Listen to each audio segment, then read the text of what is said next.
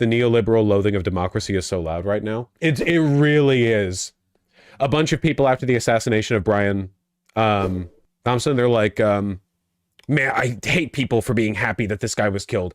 It's not, it doesn't do anything. And also, like, why are people even mad? Outcomes aren't that bad. I mean, they're pretty bad, but like, why are people mad though? It's like, dude, are you literally emotionally incapable of understanding where we're at or why people feel the way they do? I'm not saying you have to go out there and agree with the assassin or anything like that. I'm just saying, like, it should be pretty obvious looking at the state of things that if you are looking at this and you are bewildered by the frustration and anger and, you know, malice and hate of the American people, you haven't been paying attention. You're in like you're analyzing things from a failed paradigm, right? Like the framework, the lens of analysis that you are applying to the situation is failing you. It's not giving you the understanding that you need.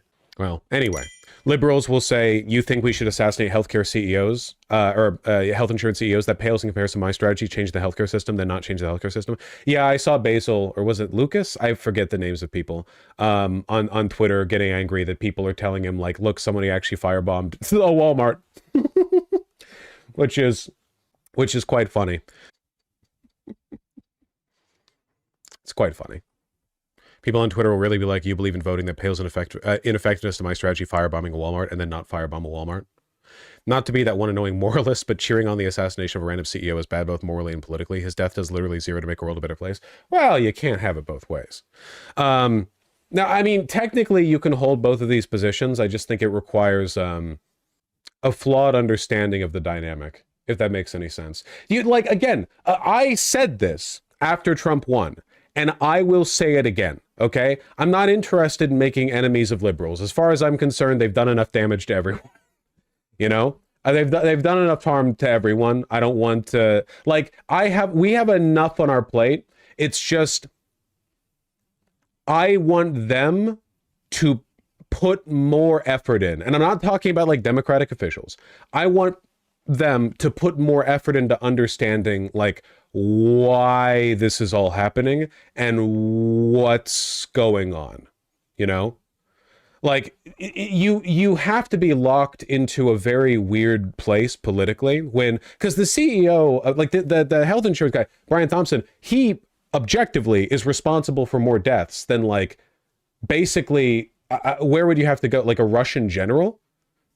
Like, he's more responsible for more death than any serial killer, certainly. Like, you'd have to go pretty high up in the how many people have you killed chain to find a person who's caused more death and destruction than, like, a healthcare CEO.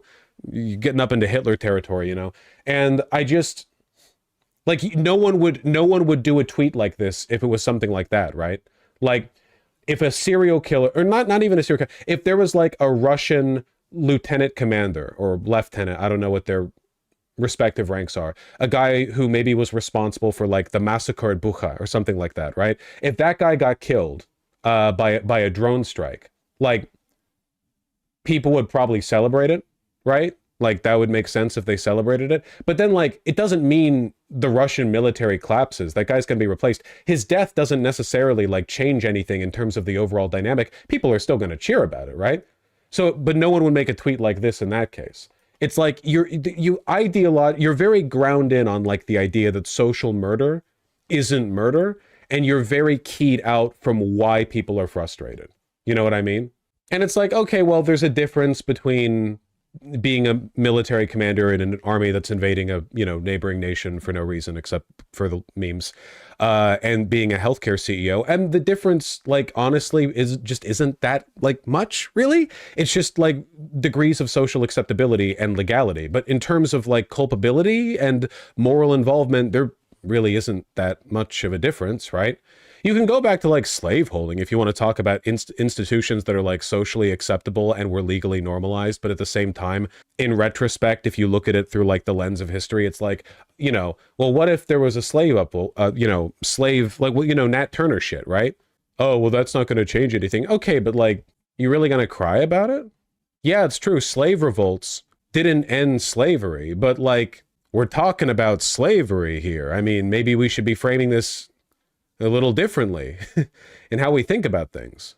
At the very least, we should acknowledge why people, like, if your position, if you're doing some kind of like hardcore utilitarian analysis, but like in a very low IQ way, and you're like, well, John Brown didn't fix slavery, so all he did was get people killed. Can you at least sympathize with why people both at the time and now would like John Brown? And if you can't, then you're pretty cooked, right? You know what I mean? Again, it's not even like, because I don't think Basil's waking up and going like, I'm glad people are paying $759 a month for health insurance only to get their claims denied so they like die with medical debt or whatever. Like it's not that he's pro suffering. It's just, I think, a failing ideological framework, I guess. I don't know. I mean, I just want us all to get along and work together. Oh, is it they? I'm sorry, I don't know the pronouns. They. Okay, they. Canceled. It's over.